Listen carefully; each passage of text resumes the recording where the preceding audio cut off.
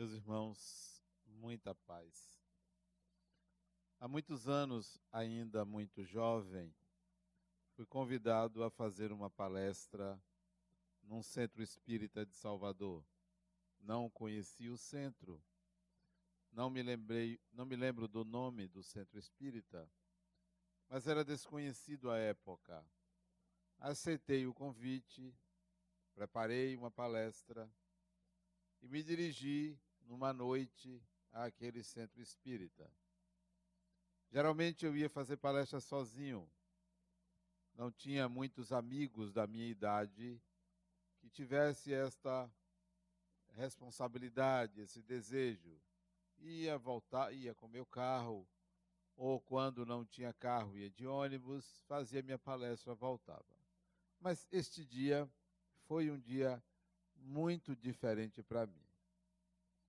Cheguei no centro espírita, era uma casa pequena no bairro do Uruguai, uma casinha, e eu estranhei que não tinha nenhum letreiro, mas tinha uma pessoa na porta me esperando.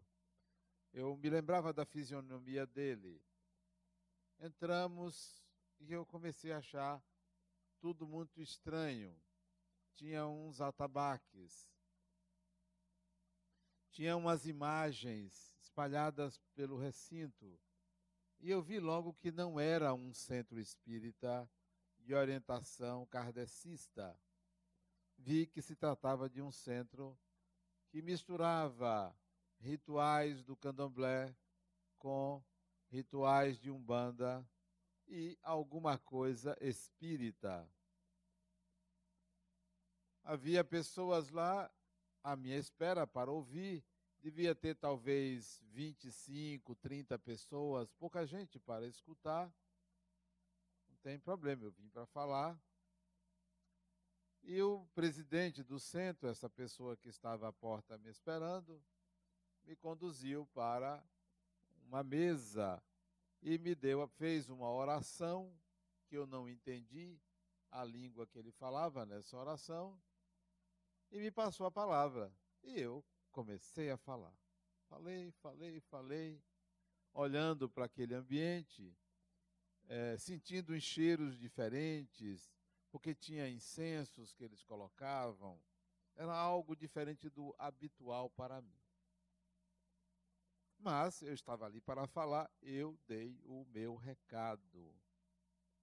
Quando eu terminei de falar, tinha um horário, acho que eram 40 minutos de palestra. Quando eu terminei de falar, me sentei, e tinha um auxiliar do lado dele. Ele se levantou e disse: meus amigos ou meus irmãos, não lembro, o nosso irmão Adenauer agora vai dar as consultas.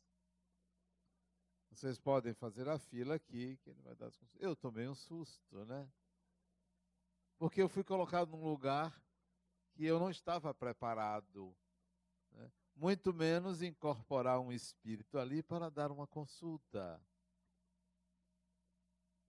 Fiquei pensando o que fazer, ia consertar, mas as pessoas já fizeram a fila do lado assim da parede, de uma sala pequena, para que eu consultasse. Eu digo, o que é que eu faço agora, né? O que é que eu faço? O que é que eu vou dizer a essas pessoas? Primeiro, não sabia o que vinham me perguntar, muito menos o que eu deveria dizer. E aquele foi um momento mágico para mim, um momento especial, muito especial, porque a partir dali eu comecei a ter a possibilidade de orientar pessoas. Eu devia ter 22, 21, 22, 23 anos talvez, e eu vi que eu poderia fazer aquilo. Ali nascia o embrião de um futuro psicólogo. Mas me coloquei à disposição dos espíritos para orientar aquelas pessoas. E fiz. Respondi a todos os pedidos, a todas as perguntas, o que queriam, o que deveriam fazer. E na minha cabeça estava um norte, uma ideia diretora do que eu deveria dizer. E me lembro que quem me assessorou, o espírito que me assessorou, colocava na minha mente palavras do Evangelho, na minha mente, que eu deveria citar, que a orientação deveria ser fundamentada no meu conhecimento do Evangelho segundo o Espiritismo. Se as pessoas estavam ali aguardando fórmulas mágicas, orientações típicas, frívolas ou típicas daquele ambiente, não as tiveram, porque eu me pautei, me orientei pelo que eu estava ouvindo e coloquei, e até hoje assim eu faço. Aquela experiência, hoje ela para mim significa um marco, porque até hoje eu ouço pessoas. Estava dizendo a Ana Carmen aqui que a minha caixa de e-mails é cheia de solicitações, de mensagens, de orações, de problemas. Meu pai está internado não sei aonde, faço uma oração por ele. Meu problema com meu marido é esse, o que é que você me aconselha a fazer? Minha filha, meu sogro, meu amigo. Minha caixa de mensagens, de e-mail é cheia disso. À medida que eu tenho tempo, eu vou respondendo. Então, isso virou um hábito, que eu sei que não sou eu que oriento, me coloco sempre como um canal. Qual é a ideia diretora? Qual é a matriz disso? Vocês imaginam uma pessoa que me manda um e-mail, como me mandou há alguns meses atrás, me relatando um problema psicológico e, simultaneamente, mediúnico. Ela não consegue fixar o raciocínio, porque está na aula, ouve uma voz que diz a ela o que fazer, o que dizer. Está em casa, sente o desejo de fazer uma coisa que ela sabe que não é ela. Vai se deitar, quando olha para a cabeceira, tem um homem ao lado da cama dela, que de repente desaparece e reaparece. E manda um e-mail me perguntando, o que eu faço? Imagine o que seria dessas pessoas se de um lado a medicina dissesse que ela é uma psicótica, que isto é imaginação, que isto é delírio. Para onde iria essa pessoa? Ou se aparecesse um religioso que dissesse que isso é coisa do demônio, que ela deve fazer penitências. O que seria desta pessoa se ela fosse a um psicólogo que dissesse que aquilo tudo é fruto da inveja dela ou de algum complexo psicológico? O que seria das pessoas se nós não tivéssemos uma orientação espírita? E quando eu digo espírita, é uma orientação que veio do espiritismo, mesmo que as pessoas deem e não fale do espiritismo. O que seria? O que seria do século 20, 21, se não existisse um lugar para abrigar pessoas como vocês que têm dúvidas espirituais? Onde iriam buscar? Onde estão as informações? Na ciência? Nas igrejas? Nos templos? Não, elas são dadas pelo Espiritismo. Com todo o preconceito que existe, com toda a rejeição à palavra, às ideias, mas o Espiritismo traz respostas, orientações. Se nós voltássemos 150 anos, 157 anos, a idade do Livro dos Espíritos, e escolhêssemos um tema, política, será que o Espiritismo, há 157 anos, falava disto? Mas dentro do tema política, Vamos nos lembrar que, naquela época, mulher não votava. Para alguns, sequer tinha alma. Sequer tinha alma. Homem era diferente de mulher. Era diferente. Mulher era diferente de homem. Homem é homem, mulher é mulher. A convivência era clara, a separação era nítida. Vem o livro dos Espíritos, e os Espíritos poderiam dizer que na criação existia o espírito masculino e o espírito feminino. Poderia dizer isso, como doutrina. Como hoje, certas doutrinas religiosas afirmam isso, que Deus fez o homem e fez a mulher. Afirmam isso categoricamente. Num anacronismo fantástico. Mas o Livro dos Espíritos, há 157 anos atrás, dizia: são os mesmos os espíritos que animam os corpos masculinos e femininos. São os mesmos. Não há um espírito masculino e um espírito feminino. É um só. A questão do gênero é orgânica e cultural, mas não é espiritual.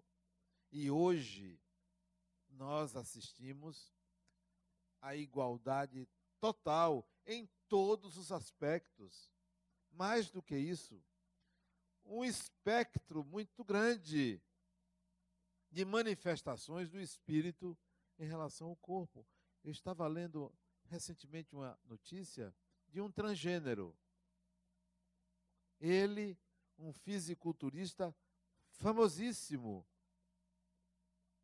que aos 42 anos disse: eu sou ela, eu não sou ele, eu sou ela. Sempre tive esta condição, sempre fui assim, e vivi como homem, mas eu sou uma mulher, minha alma é feminina. Mas pasmem, ele diz: mas eu gosto de mulher, minha alma feminina é lésbica, disse ele. Interessante isto. Interessantíssimo. Quer dizer, se trata de algo, ele disse: eu consigo agora ser eu mesmo. Eu não sou isso nem sou aquilo, eu sou eu mesmo. Isto é, eu sou espírito. O espiritismo trouxe isso mais cedo. Afirmou, são os mesmos. O espírito não tem gênero. Essa antecipação está escrita, grafada. O que seria dos médiuns se não fosse o espiritismo? Até hoje seriam bruxas, bruxos. Seriam estigmatizados, condenados, encarcerados. Há explicações para tudo o que se passa na sua mente. Em parte, e em grande parte, o Espiritismo explica. Noutra parte, a psicologia explica. A parte que o Espiritismo explica é a parte que contém a mediunidade, que é uma faculdade antiquíssima, antiquíssima. Os livros mais antigos falam da mediunidade. Se você for numa cultura em que não exista crença nos espíritos, como por exemplo na China. A China tem uma religião sem Deus. O taoísmo não tem Deus. O budismo chinês não tem Deus. Não existem espíritos. Então, o que acontece quando uma pessoa tem uma manifestação mediúnica na China? Um chinês. Como é tratado isso? a cultura vai camuflar e denominar de outra forma, mas não deixa de ser uma manifestação mediúnica. Os espíritos chineses não desaparecem porque são chineses. Influenciam tanto quanto os espíritos brasileiros, americanos, alemães. O mundo espiritual não é só de crentes, não. O mundo espiritual tem até ateus, tem muitos ateus no mundo espiritual. Pessoas que não acreditam em Deus, desencarnam, sabem que a vida continua, mas não acreditam em Deus. Também tem espíritos desencarnados, pessoas que desencarnam e não acreditam na reencarnação. Não acreditam. Acha que desencarnou e vai continuar esperando o juízo final, que não vai voltar. Então, tem de todo tipo, porque são personalidades diferentes. O Espiritismo compreende essas situações. O que seria da própria ciência se não fosse a mediunidade? Não pensem que as descobertas científicas, elas são tão precisas. O pesquisador, às vezes, atira no que vê e acerta no que não vê. E esse acertar no que não vê, muitas vezes, é uma inspiração espiritual, que vem através de sonhos, que vem através de vozes. Lembro-me das pesquisas de Konstantin Raudive. Alguém sabe quem é esse pesquisador? De que área? Não conhece, está vendo? Konstantin Raudive. Era um sueco. Década de 50 do século passado.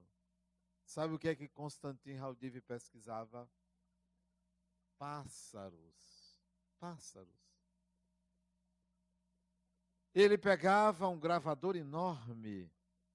Naquela época, nós não tínhamos um gravador desse tamanho. Eram de rolo de fitas, um gravador enorme. Vai para um campo para gravar o canto dos pássaros. E fica lá gravando. Ele, sozinho, com o seu gravador lá, com uma bateria enorme, para gravar o canto dos pássaros. Grava, leva para casa. E Konstantin Raudive vai ouvir a fita. E, de repente, ouve uma voz da filha de um pesquisador amigo dele já desencarnado. E conta como está o pai, que manda um recado para ele.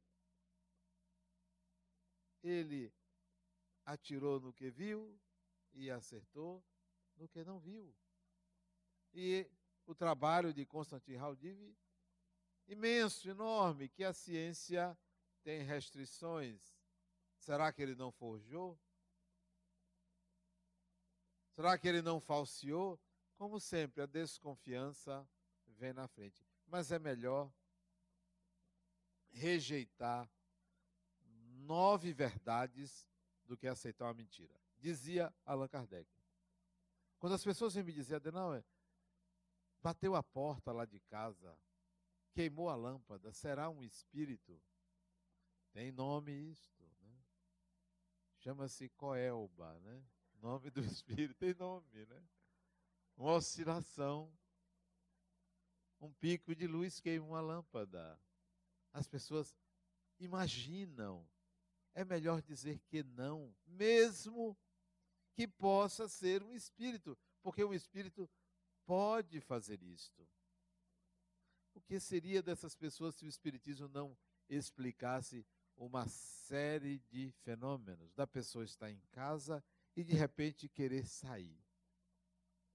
Querer sair de qualquer forma, pegar a bolsa, pegar o carro e sair de casa. E no caminho ser assaltada.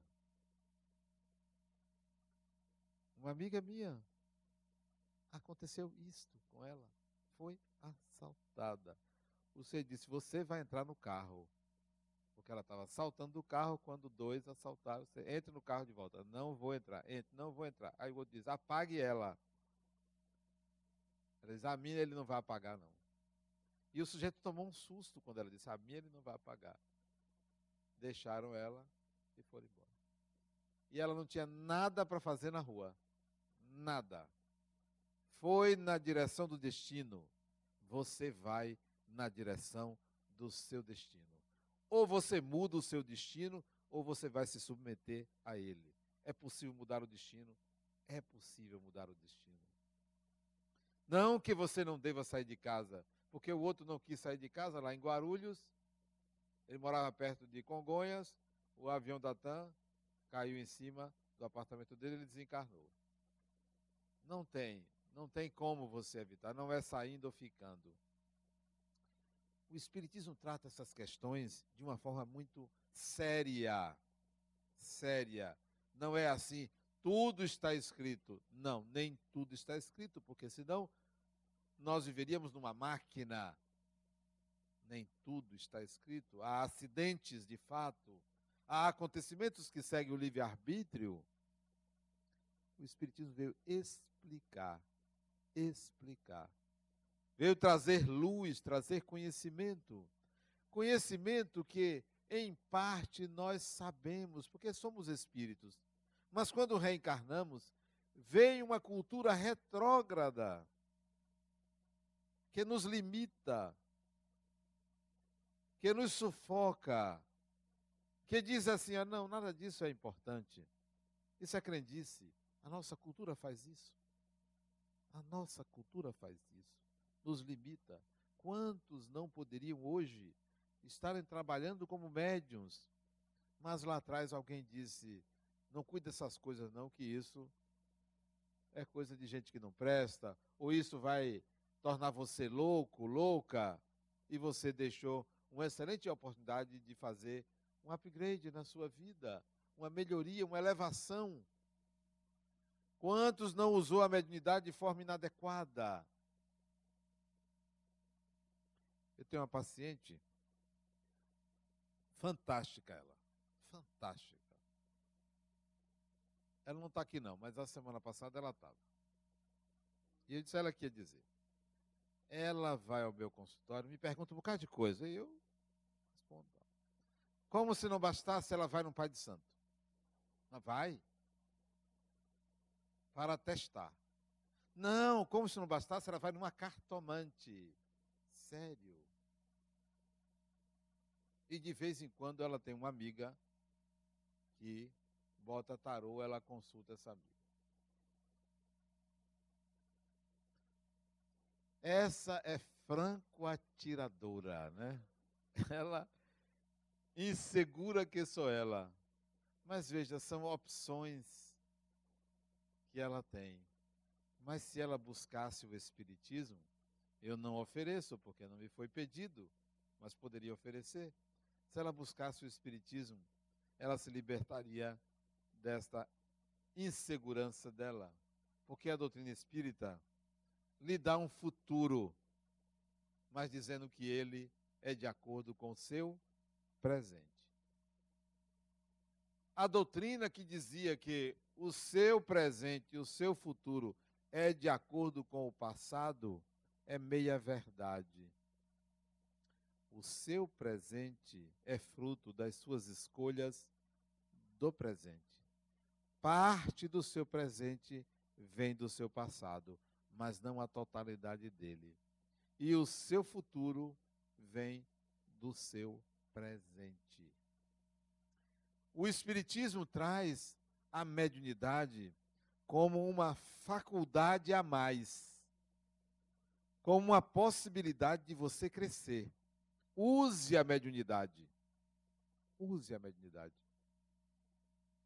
Ontem eu estava aqui planejando um dos ciclos da ULI, o ciclo 9, o 9º ciclo, são 10. Estava planejando 9 com um grupo de pessoas.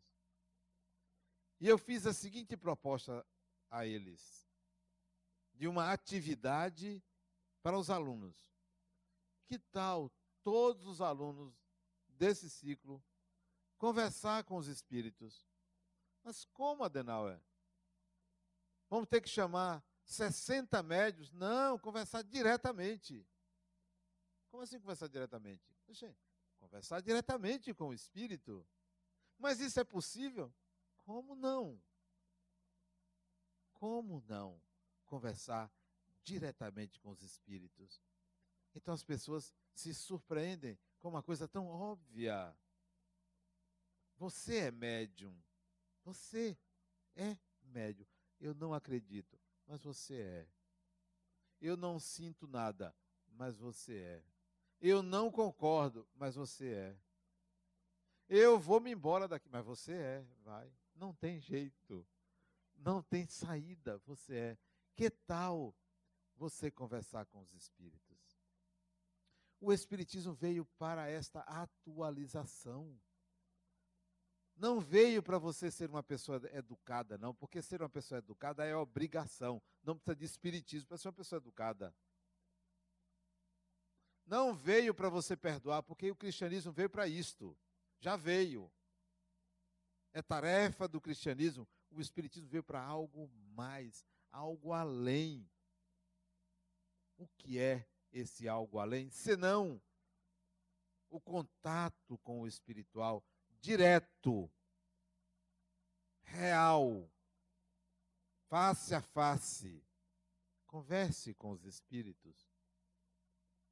Você não vai encontrar ninguém aqui que não tenha um parente que já faleceu. Todo mundo aqui tem um parente que já morreu. Ou o pai, ou a mãe, ou o irmão, o filho, filha, marido, mulher, mãe, avô, avó, bisavô, bisavó, e por aí vai. Sempre tem alguém que já morreu, né? Que tal você conversar com a pessoa? Que tal você convidar para sua casa? Não é parente? Não é parente?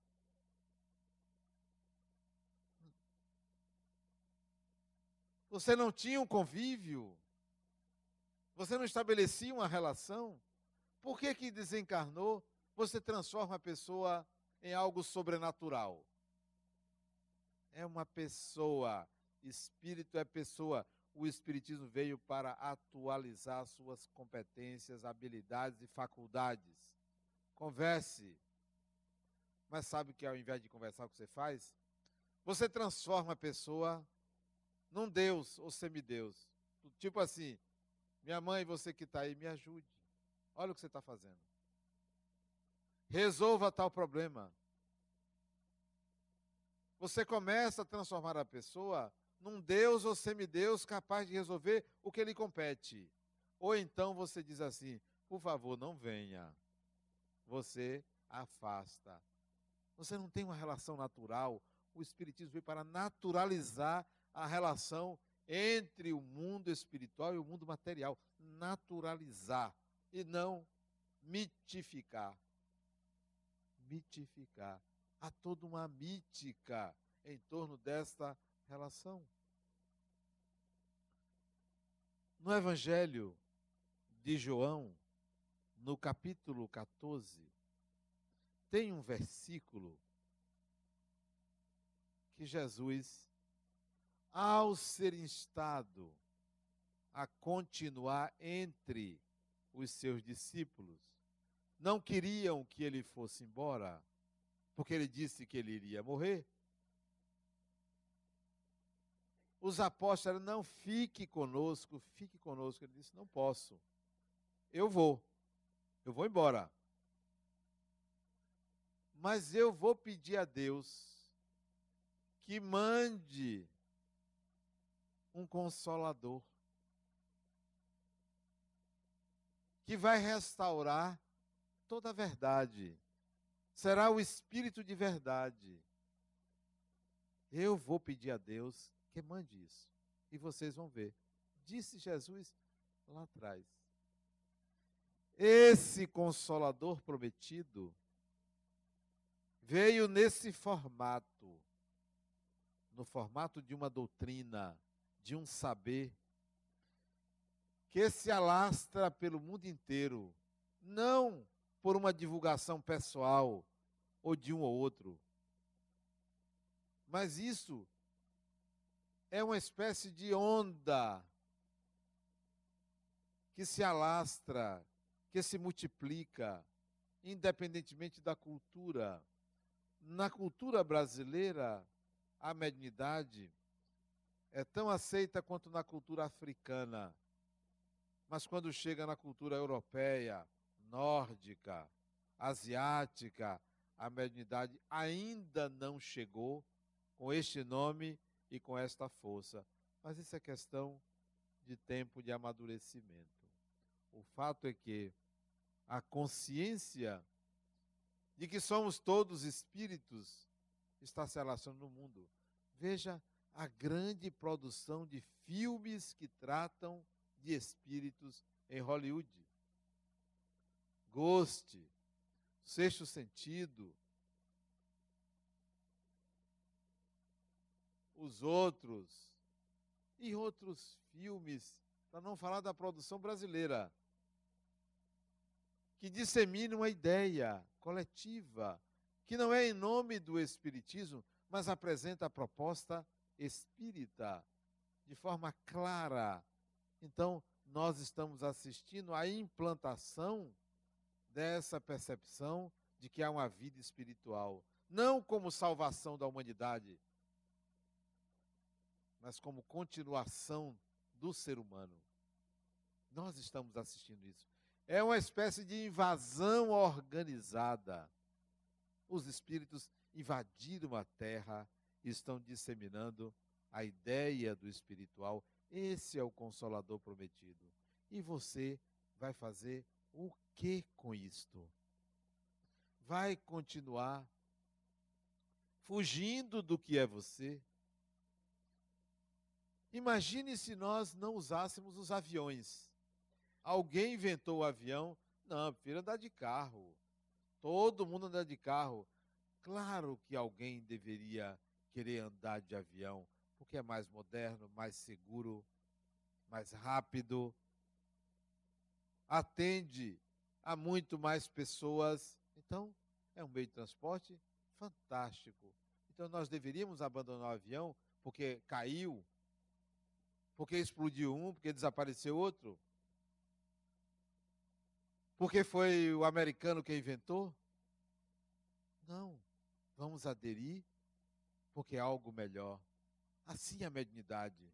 Não vou querer esse negócio de me comunicar com os espíritos, não. Eu vou ficar me comunicando pela palavra, pela voz. Se não fala comigo diretamente, eu não me comunico. Então você abandona um instrumento de comunicação que você não paga mensalidade? Que tal? Você não paga mensalidade para se comunicar? Não tem uma conta, porque é pré-pago. É um sistema pré-pago, a mediunidade já foi pago lá atrás. É dado por Deus nos primórdios da evolução, na passagem do animal para o humano. Ali a mediunidade se instalou, graças a uma glândula no organismo humano que faculta a comunicação espiritual, que é a pineal. Então nós vamos largar de mão? Você vai largar de mão? Não. Por preconceito? Por ignorância? Não faça isso com você. Aproprie-se. Eu me lembro que eu fui fazer um concurso. Eu sempre conto isso.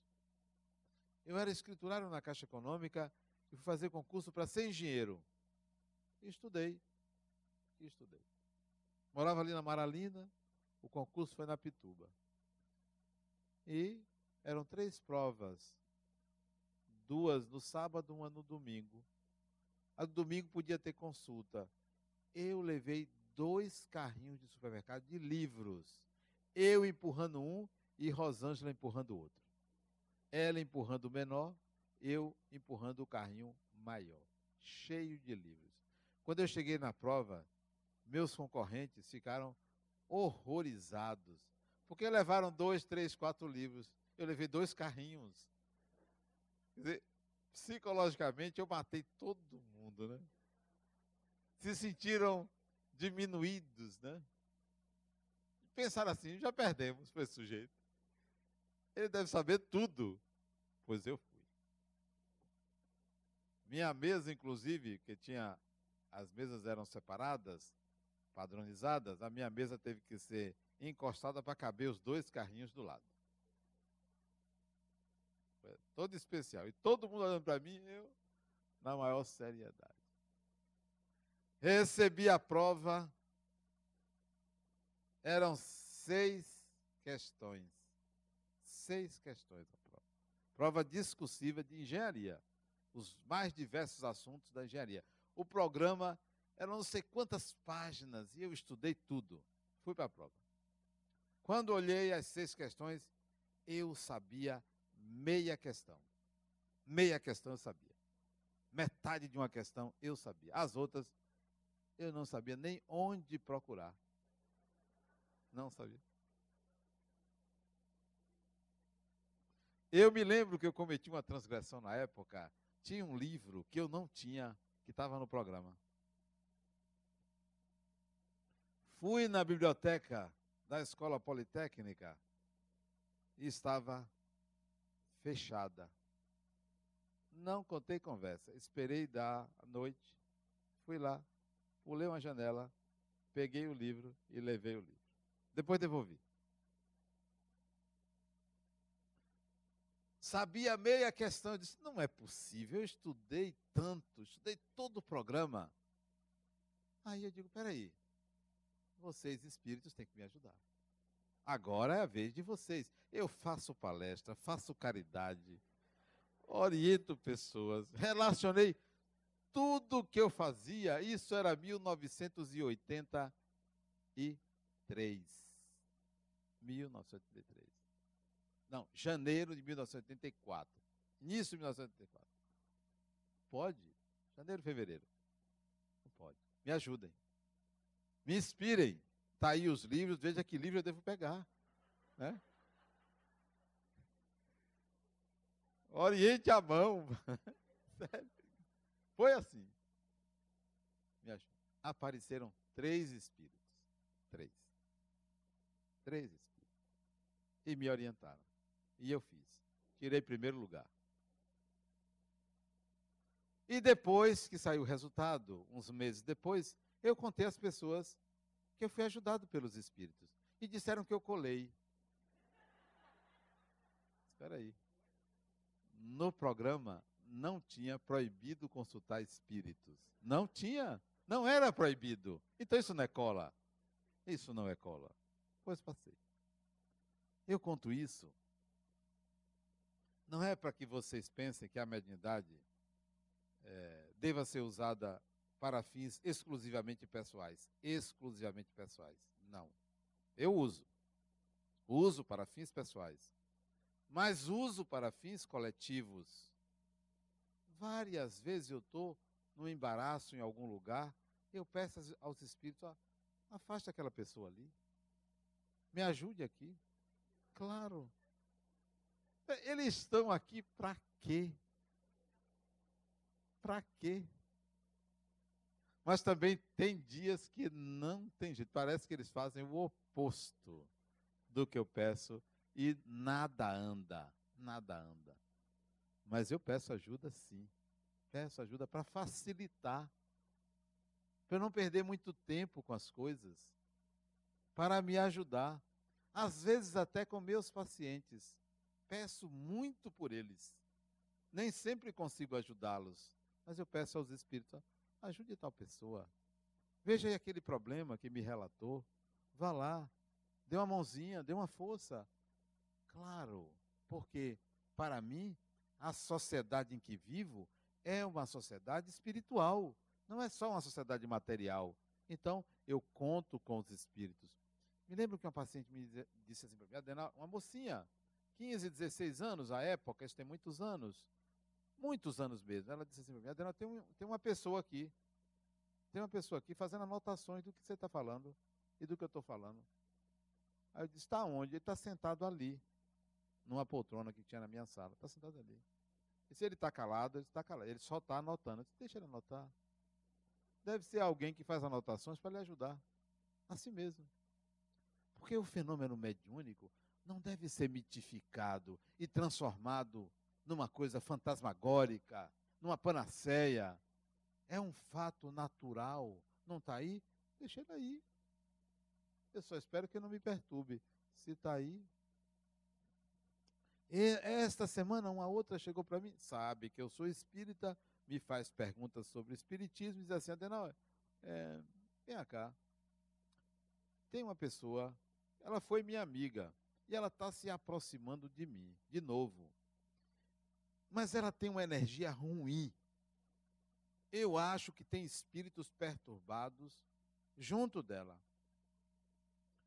Ela quer marcar comigo para ir lá em casa. Você acha que eu devo levá-la na minha casa com esses espíritos perturbados? Essa criatura, sabe como é o nome disso? Projeção. Você projeta nela o seu mal. E eu não sou uma pessoa assim. Eu quero que eu lhe conte uma coisa pior que você já fez, que você me contou. Pior do que o que sua amiga, você acha que ela é? Ah, você também é muito duro. Eu sou realista. Você não presta e só o outro que não presta. Os espíritos que acompanham ela, não pensem que entram na sua casa sem a sua permissão. Você acha que sua casa entra qualquer pessoa desencarnada? Você acha que no seu quarto conjugal, quando você está em intimidade com seu marido, entra qualquer um? Não, há privacidades, há respeito. Nem todo espírito entra na sua casa. Pode ser quem for, a permissão é dada por você. Então, aqui, por exemplo, nesta sala, quando você vem atacada, porque às vezes vem atacada, né? Não entra os espíritos que lhe acompanham, fica lá fora, porque eu não deixo. Aqui não, aqui é meu trabalho. Não entra todo mundo, não. Primeiro que eu não mereço o mal dos outros. Não mereço. Só entra o mal que eu faço aos outros, entra na minha casa. O mal. E se minha esposa não merecer, não entra.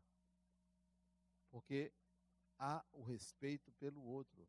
Ainda disse ela, aqui nesse meu consultório é um espaço sagrado, tem o meu psiquismo. E se eu só quero o bem das pessoas, quem não quer o bem das pessoas não se sente bem aqui dentro. Até por isso não entra aqui. Então, o que é que você faz com a sua mediunidade? O espiritismo é o consolador prometido, mas não para você ficar se consolando daquilo que não tem mais sentido, que não tem valor. A outra, o passarinho dela morreu. Ela entrou em depressão, porque o passarinho morreu. Foi mesmo, ela entrou em depressão, o passarinho dela morreu. Era uma cacatua, um negócio desse. Morreu, mas a dela era um passarinho de não sei quantos anos, morreu. Ela entrou em depressão. Depois o cachorro dela morreu, um dos 3. Ela entrou em outra depressão. A mãe dela morreu, ela não entrou em depressão. Quer dizer, você se ocupa de coisas tão menores, tão pequenas, você se reduz a algo tão insignificante quando você tem a possibilidade de acessar o conhecimento universal, espiritual, transcendente, você fica ali perseguindo um, perseguindo o outro, prejudicando um, prejudicando, ou perdendo tempo. Use sua mediunidade. Aprenda sobre mediunidade. Pegue o maior tratado de mediunidade que existe, que se chama o Livro dos Médiuns. E vá ler, para você se enxergar ali, para você se ver. E ver o que você pode fazer com a sua mediunidade. Para conversar com os espíritos, face a face, pessoa a pessoa, e não mitificar, e não ficar com medo. O outro disse, Adenauer, eu sinto que, isso tem muito tempo, ele até veio aqui, há muito tempo atrás, disse, eu sei que é Bezerra de Menezes que se aproxima de mim, que eu sinto uma pontada no braço. Eu digo, esse espírito deve ter uma espora, né? Ele sabe que é Bezerra de Menezes porque sente uma pontada no braço. Não está vendo que isso é mistificação? É mesmo, rapaz, é uma pontada no braço. Não pode ser, não pode ser. Nem gaúcho era Bezerra de Menezes, né? Era cearense. Então não podia andar com a espora, porque é coisa de gaúcho. Não, não considero. Ah, porque eu fico todo arrepiado, é frio. É frio, não é espírito, né? A pessoa leva logo para um campo mítico, né? Ou então, Adenauer, lá em casa, toda noite acontece fenômeno. Ela não sabe que os espíritos estão mais presentes durante o dia, não é durante a noite. Mas criou-se uma atmosfera por causa da noite, de que espírito só aparece de noite. A maioria de noite se comunica com vocês que estão dormindo. É no sono, a população espiritual triplica durante a noite, a madrugada. Porque vocês vão ao encontro dos seus amores, dos seus afetos. De dia os espíritos vêm aqui, porque vocês pensam que de dia o espírito está fazendo o quê? Dormindo? Não, eles vêm visitar, vêm nos acompanhar, vêm participar do dia a dia. É de dia que as coisas acontecem. Então, se preparem para amanhã. Não é hoje de noite, é amanhã. De dia vocês vão sentir nas suas casas presenças espirituais, porque muitos espíritos frequentam suas casas, participam dos seus dias. Trate isso com naturalidade. Estude a mediunidade. O consolador que o Espiritismo não é só para dizer que a vida continua. Não é o consolo para a morte, não é só isto. É o consolo para que, na encarnação, durante a sua vida no corpo, você não deixa de ser espírito. Você não deixa de ter contato com espíritos. E que muitos dos seus problemas e processos são causados por essa flexibilidade da sua mente de contactar com outras mentes. O que você precisa é discernir o que é seu e o que não é seu. Aprender a lidar com essa profusão de ideias em sua mente. Trate o Espiritismo não como uma religião, não como a religião do futuro. O Espiritismo é o futuro das religiões, porque todas vão beber dessa fonte, porque a mediunidade está presente em todo lugar, em todos os cultos, em todas as épocas. Então o Espiritismo é o futuro das religiões, é o futuro da ciência, é o futuro do dia a dia de nós seres humanos. Muita paz.